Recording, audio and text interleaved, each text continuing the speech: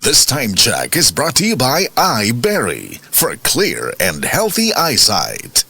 Life Extension Vitamin D3. At ngayon, ating pakinggan si Mary Ann Labaco. Paawa po naman ng Diyos. Matagal na ako gumaling. Nag-ipating ako noon, katapos nagpa-obigay ni. Nakita doon parang may gas-gas sa uterus ko. Mag-try din tayo ng Life Extension Vitamin D3. Life Extension is better than the other. Mary Ann Labaco, Dueñas, Iloilo. Anong rating yung ibigay mo sa mga products po ng Life Extension, especially sa Life Extension Vitamin D3 po? Sa akin lang, siyempre 100% kasi gumaling ako sa Life Extension. Life Extension Vitamin D3 for longer life.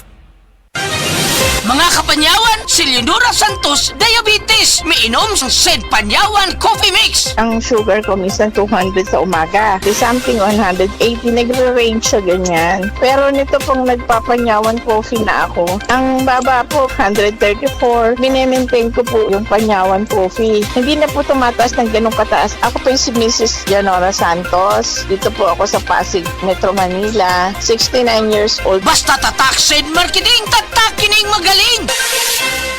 TTX 500 makatabang sa paglibyo sa atong atay, pinaagi sa pagtangtang sa mga toxins gikan sa atong gikaon adlaw-adlaw para sa limpyo ug himsog nga atay. TTX 500 adlaw-adlaw. TTX 500 garantisado, highly recommended sa mga eksperto. TTX 500 mabalin sa mga butika. TTX Ako 500. si Janice. Dugay kayo mo man ako menstruation, din gaspat-spat lang, hinay kaayo. Ibatay ko sa kong bana o DTX 500, kito capsules a day. Maintain lang na ako. Nag-regular na ako menstruation. Salamat kayo sa DTX 500. TTX 500 mabalin sa mga butika.